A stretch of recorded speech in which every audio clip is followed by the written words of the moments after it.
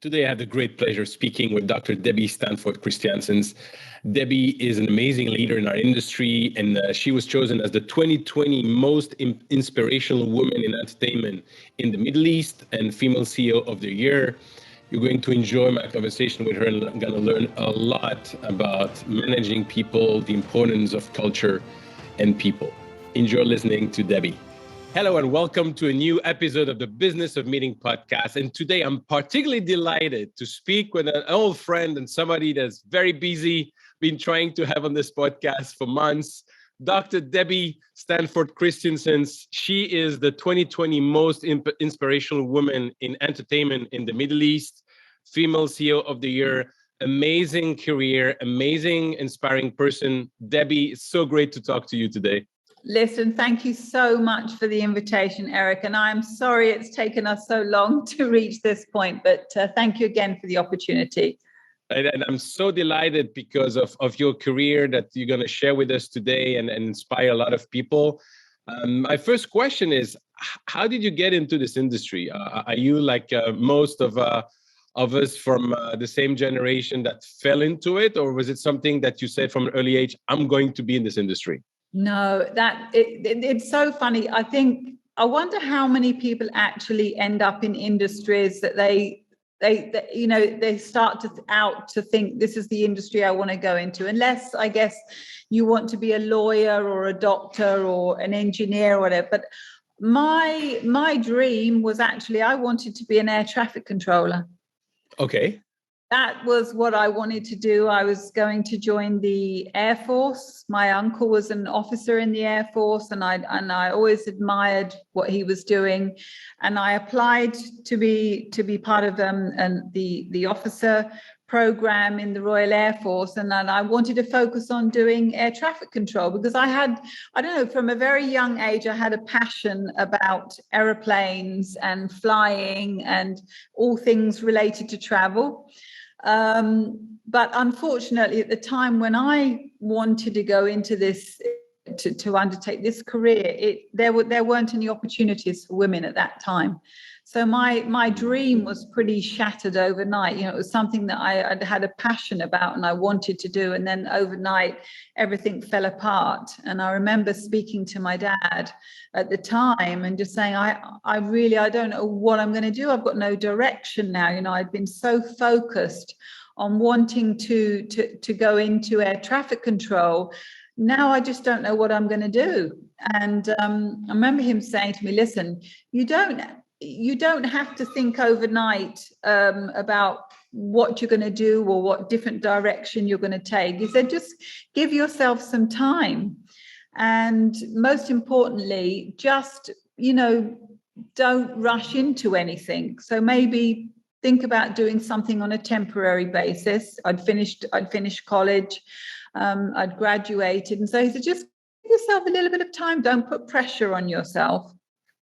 So I thought, okay, I'm going to go out. I'm going to find a little job, and then I'll see how I feel in a few months' time. And I remember I applied for a job, which was for a company called Regent Exhibitions in Brighton, which was my hometown in Sussex in England. And I was very fortunate to get the position. So I started as an organizing executive working for what was EIBTM back in the day,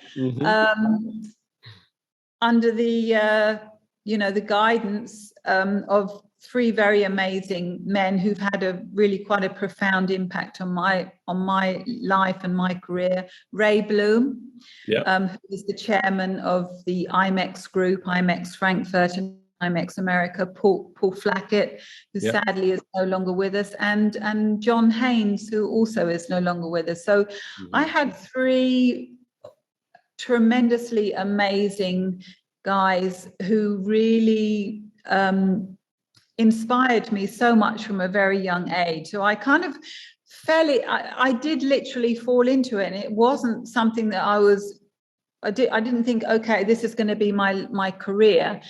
at that time I was thinking I'm going to be doing this for a few months. And of course, when you come into this industry, the business tourism industry, the MICE industry, it just gets into your soul. And it was just incredible. And I just absolutely loved every minute of it. I mean, my first trip to Geneva, I think I was 22 or 23 at the time, and thinking, wow, this is just, I couldn't pinch myself. I couldn't quite believe that I was lucky enough to have been given this opportunity. And it was the start of a very beautiful journey for me. In the exhibition world, in the events world, in the MICE tourism world. And I never looked back. And I was very fortunate, I think, working for Ray Bloom and Paul Flackett, that I was given opportunities to grow within the organization, given so much support. I can tell you that as a 23-year-old, 24-year-old, I was painfully shy.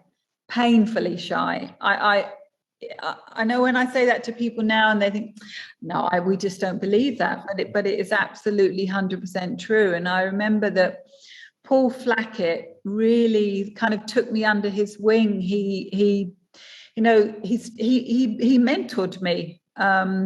He really helped to give me the confidence to believe in myself. What did he specifically, you remember, that could inspire a lot of people? What did he specifically ask you to do, or with situation did he put you in so that you build that confidence?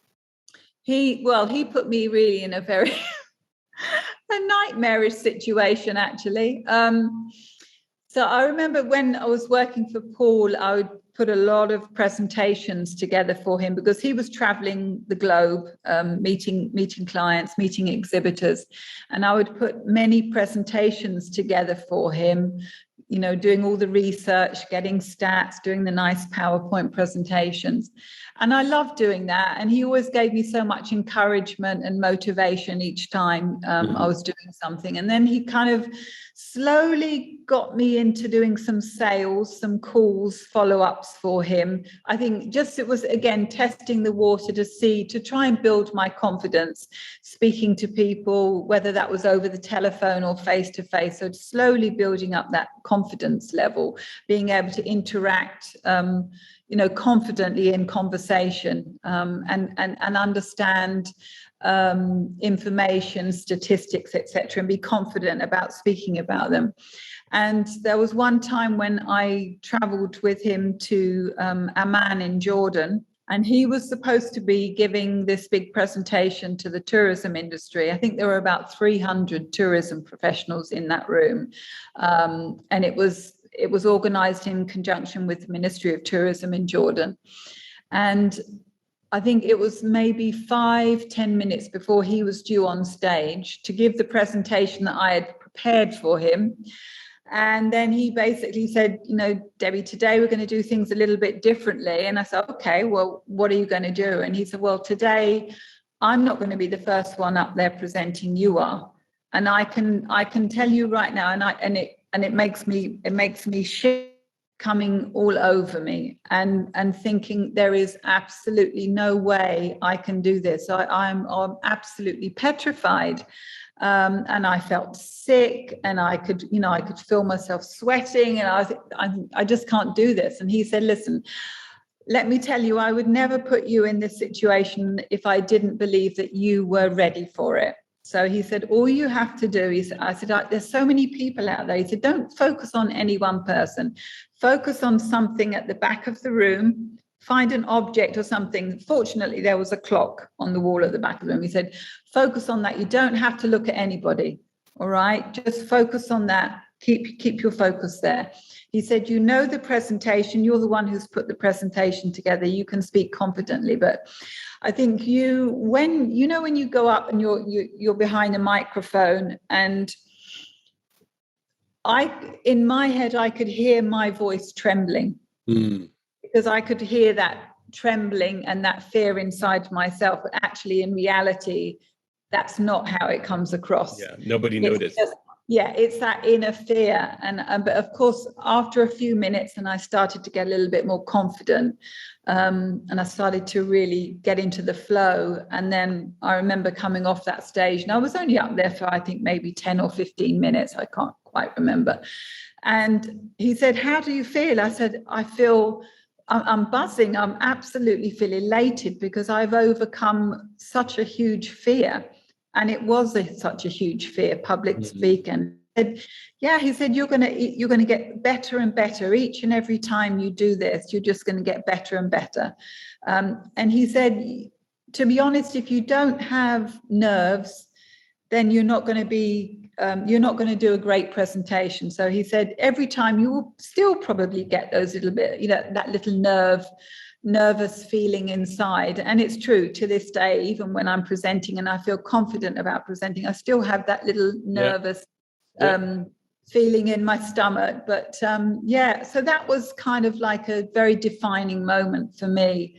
And I think things just went so fantastically well from there on. I was then given my own clients to look after, different regions around the world, and it was just fantastic. And that was that love affair of the industry, of travel, of people, connecting with people from different backgrounds, different walks of life, different culture, and just loving every single minute of it.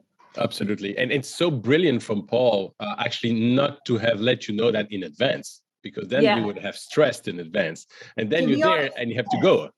Yeah, I don't. If he had told me that in advance, I would have found a way to get out of it, because I would never have wanted to put myself in that situation. But he, they say, when you have a mentor, they say they see things in you that you don't see in yourself. Yeah.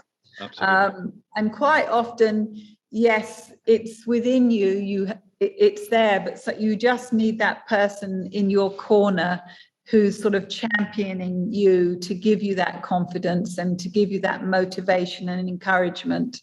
Absolutely. And the other great advice I think that Paul gave you, that it's very important for all of us, is actually practice makes perfect. But it's never perfect. But the fact that you're practicing, about public speaking, I always remember when you say that, a friend of mine, Bruce Turkell, is a professional speaker.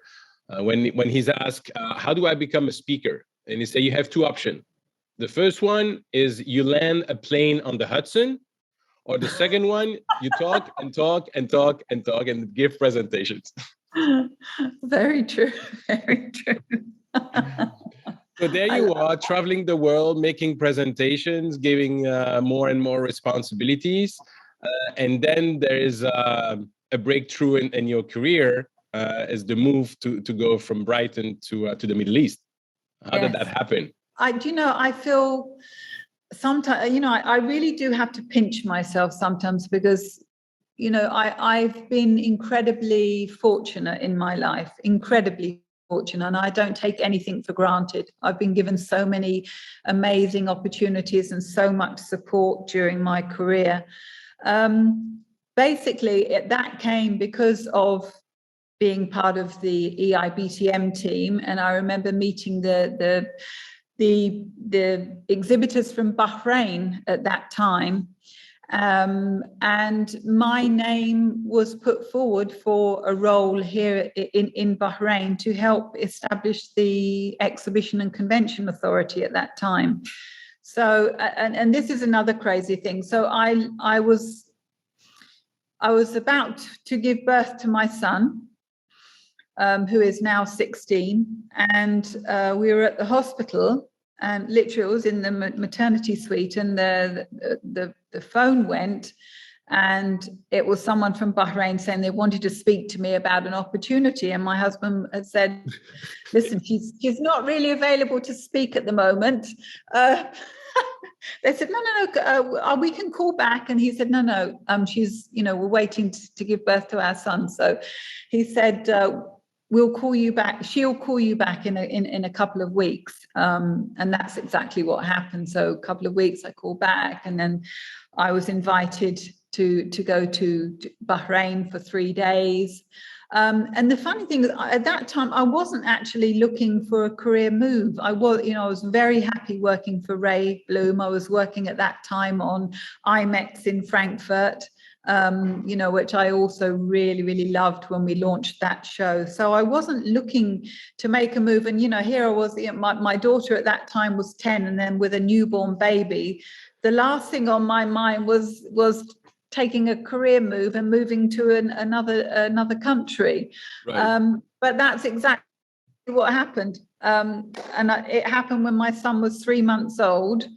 Again, I think sometimes if you take too long to think about something, you probably won't do it, because you'll look at all the whys and the why nots. Why should I do this? Why shouldn't I do it? And if you put that list together, you'd probably think, okay, well, actually, no, maybe this is a bit too crazy. But my husband has always sort of said to me, listen, if you get an opportunity in life, you should take it. And if it doesn't work out, it doesn't matter. But do you want to live with regret of wondering what if I had taken that role and then you hadn't? So he said, if it doesn't work out, we can always move back to UK, but it's awesome. Something. That's very supportive.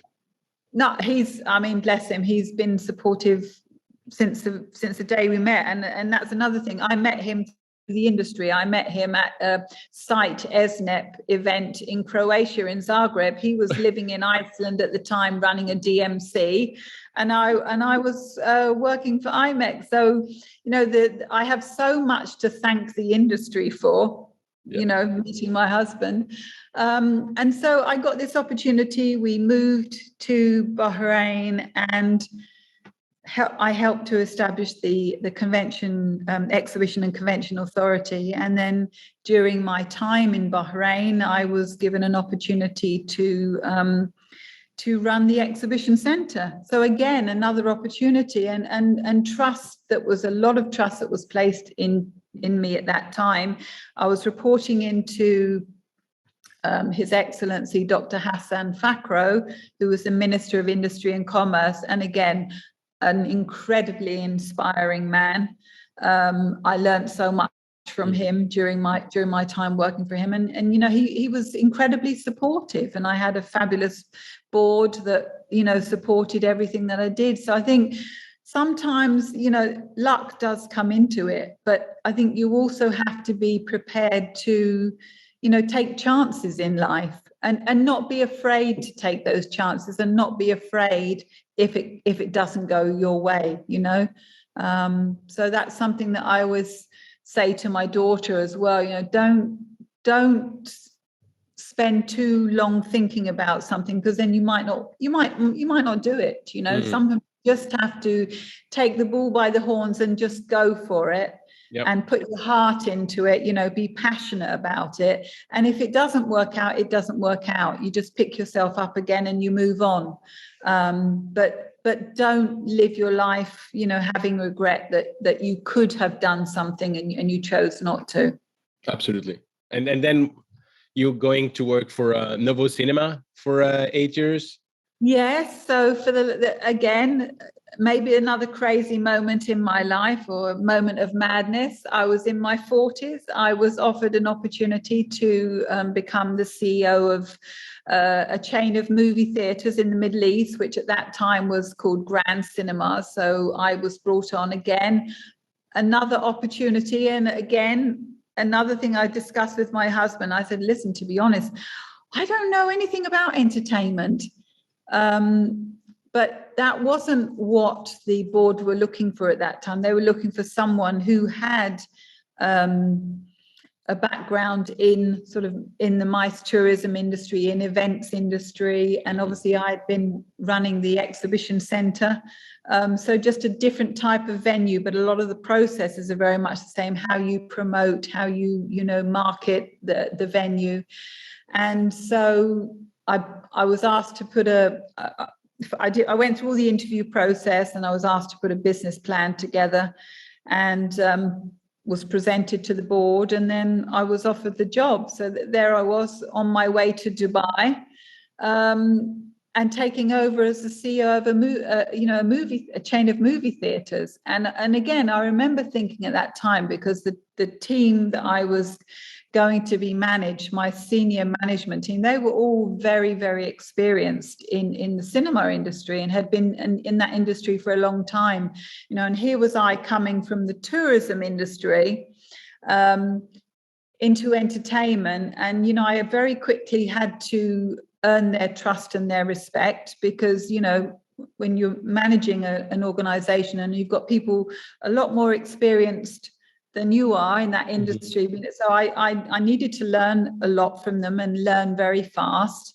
And every industry has its own lingo or language, different acronyms and different way of doing things. And so I really threw myself into it. And I basically had said to my husband, I'm going to give myself 6 months, and I really hope that everything is going to come together. I'm going to 100% put everything into this. I'm passionate about doing it. I want to be successful. And I was very fortunate that I had an amazing team that were there to support me every step of the way. And that's, I think, when you have incredible people around you, it can make your life so much easier. And, we became such a strong knit, very, very close knit team. And they were absolutely incredible. And I loved my team at the cinema. They were just so fantastic and so passionate about delivering that exceptional customer experience, and wanting to go above and beyond. And I think that's also the same, in the MICE tourism industry, always wanting to give that wow factor, to go that extra mile and, make people happy and give them that memorable experience. And so, it's been 8 years and it's been hard work. I will not say it hasn't been hard work. It's been challenging. We've obviously, everybody's gone through the challenge of COVID. But it was, it's hard work, and it's certainly not a career. If anyone thinks that the movie industry is, it's all about red carpet and meeting movie stars, yes, that's part of it, but there's so much more to it, and it's 24/7. I'd be on a Thursday night, I'd be looking at the numbers, checking, okay, what are my admissions? Is this movie going to be successful? Is it not? What are we going to do about this? We have 12 or 14 different movie releases every weekend.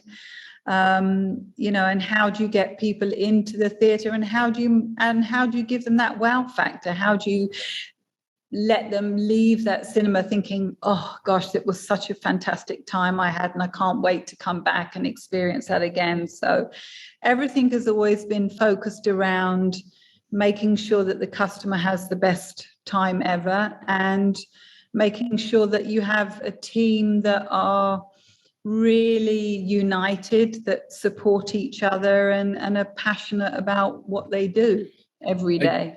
It's fascinating what you say, Debbie, about the team. I can only concur with you, obviously, on that. But I just want to go back to something you said. You're getting into an industry where you're not very familiar, and with more experienced people, obviously. And as they say, if you're the most intelligent person in the room, you're probably in the wrong room. So that's great. But you said, I needed to gain their trust. How did you do that? And what did you decide to do getting into that role to gain their trust?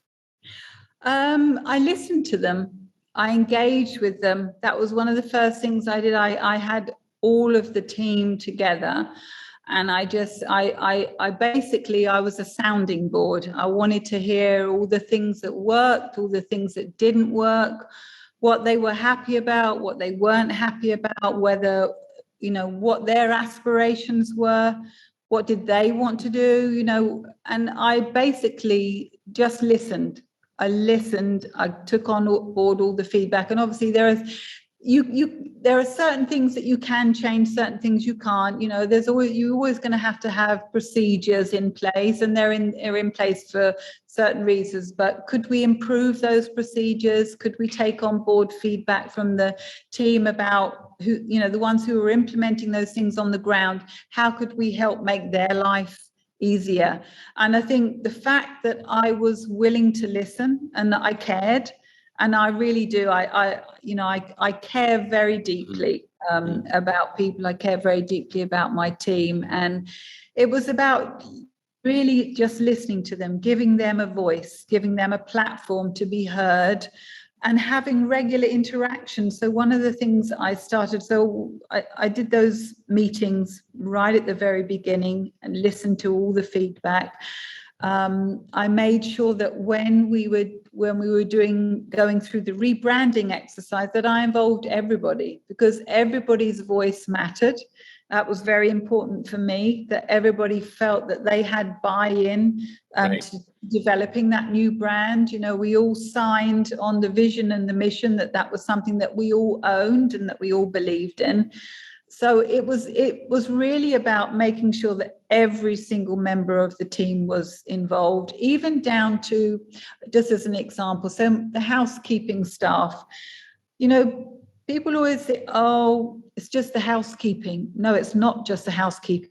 These guys are doing such an amazing job keeping the cinemas fresh and clean and tidy. And I made sure that each and every one of them had a name badge, because I wanted people to know who they were, and I wanted them to feel proud about who they were and where they came from. And then we started, again, I sat with the HR director and the HR team, and we started to develop career plan for each and every team member. Some people are quite happy to stay in one job, and there is nothing wrong with that. But I wanted to make sure that the people who really wanted to have the opportunity to grow within the organization, that they had the necessary support, the tools to do that.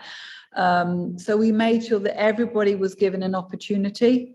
We made sure that we had more diversity in the organization. And again, it wasn't about having more men versus women or vice versa. It was about having the right person in the right role and giving them equal opportunity and the same level of support and encouragement to be successful in their role. So that's something that's been very important for me, to make sure that I have diversity and inclusion, to always be there to support the team. And so that's how that I built that trust, because they knew that I really cared about them, and I was there to make changes, but make the right changes that would be beneficial for them, and obviously ultimately beneficial for our customers, to give them the opportunity to give a better experience, but know that we actually cared about our staff. So that's something that's very, very, very important to me, and I think that really came into play, and I'm sure the same for many organizations during COVID. You know, a lot of my team at Novo Cinemas were already very far away from home. A lot of my team were from the Philippines or from India or Pakistan, from Kenya. You know, they're far from home supporting their families. And the majority of them are the main breadwinner, you know, to send money back home. So they were my priority, to make sure that they felt safe, that they felt secure, that they felt that they had that family support around them. Made sure to have regular interaction. Obviously, everybody was working from home. There was a lot of uncertainty for the team, but making sure that they stayed focused, that they stayed positive. We got them doing a lot of online learning, so learning a new skill, different course. Many of them were taking up learning Arabic, which was fantastic. We were doing Zoom calls with the team every day. And again, I made sure that I was on each and every one of those calls, so that they could ask me anything that they wanted to ask me, just to allay any fears that they might have had, just to give them that reassurance that, you know, we were going to come out of this, everything was going to be okay, but we were in it together. to remind them to take care of each other, look out for each other, check in on each other. So, I mean, I'm very passionate about people. I'm very passionate about building great teams. And I have been truly blessed, truly blessed in my career with having amazing people around me and really building awesome teams of passionate people. And I think that's what drives me on a daily basis, you know, the impact that you can have on other people's lives. And again, I always look back to the opportunity that I was given by Ray Bloom and Paul Flackett and John Haynes in my career, and I try to do the same for others. You know, I think we all have a responsibility to develop the next generation, the next leaders in our industry. So one of the things I've been spending personal time is mentoring, and I've been mentoring some young women from different backgrounds. I'm mentoring 2 young Emirati women at the moment, and just seeing the growth, their journey in the last year it's so rewarding, and it's so fulfilling. I've learned so much from them, and I've hopefully given them that guidance and encouragement and belief in themselves. And I find that incredibly fulfilling, be able to help others in their own journey. Absolutely. On the way. Absolutely. No wonder you've been chosen as the most inspirational person in the media in the Middle East, in entertainment in the Middle East, and the female CEO of the year.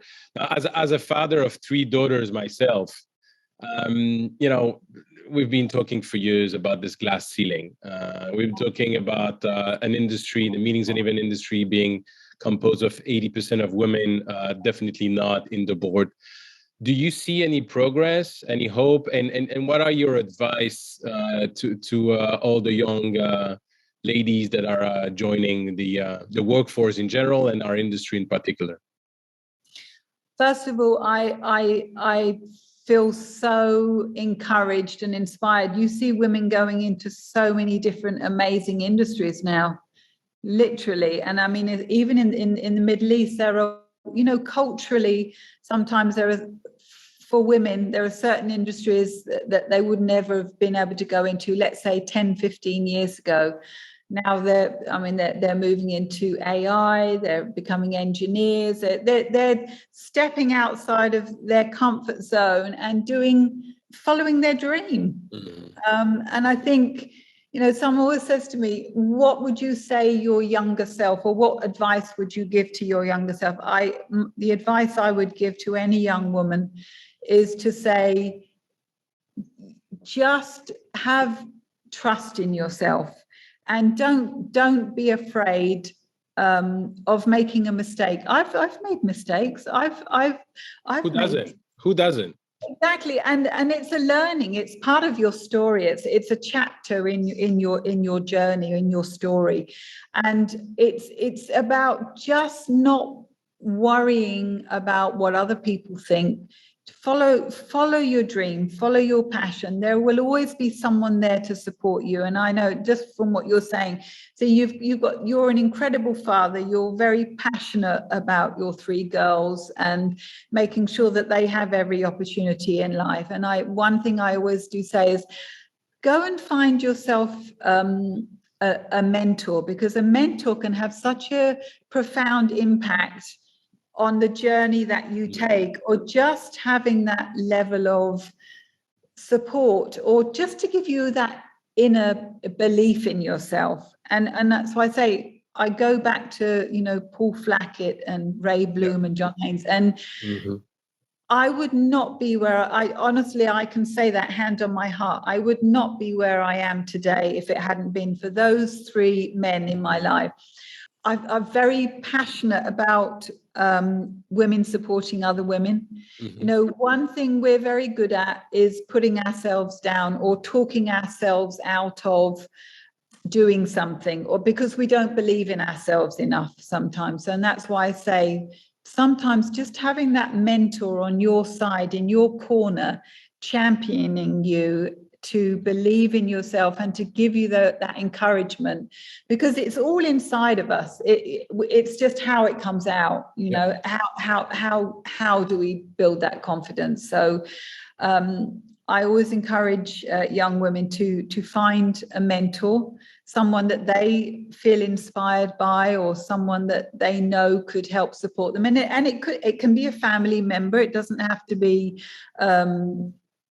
you know, someone from outside of your sort of your network. It can be anybody that you feel inspired by, but it can have such a profound impact on the journey that you take, or having that trust and belief in yourself. And don't ever be afraid to make a mistake. Don't ever be afraid, or don't ever think you're not good enough. You know, don't let anybody tell you that you're not good enough to do something, because anything is possible in life. Anything is possible, but you just have to believe in it, and you have to have passion. So, you know, whatever you do, I always say, whatever you do, do it with passion, or don't do it at all. You know, you've got to believe in it. You've got to want to do it. So do it with passion, or choose to do something else. If I look at our industry now, the business tourism, the MICE tourism industry, it's an incredible industry. It's yes, the industry has gone through so much the last year, but I believe everybody is coming out stronger. And one thing is for sure, we all need face-to-face. Yes, it's great to have the Zoom calls, but we're human beings. We need human interaction. We need, you know, and you can't build trust in a relationship, a business relationship, over a Zoom call. Yes, it will go to a certain degree, but trust is built on relationship, on those face-to-face interactions. And that's what's important. And I'm excited that, you know, about the industry getting back to normality in that sense, and building those relationships again, and seeing each other face-to-face, doing business face-to-face. Absolutely.